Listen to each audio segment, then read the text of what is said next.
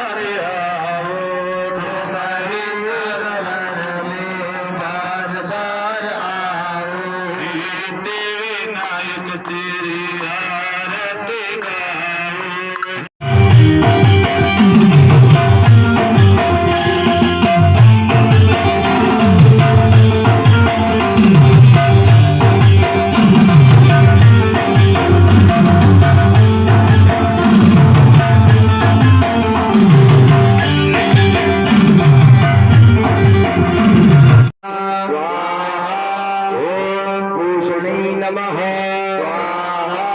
ओम तथाय नमः ओम ग्रह क्षता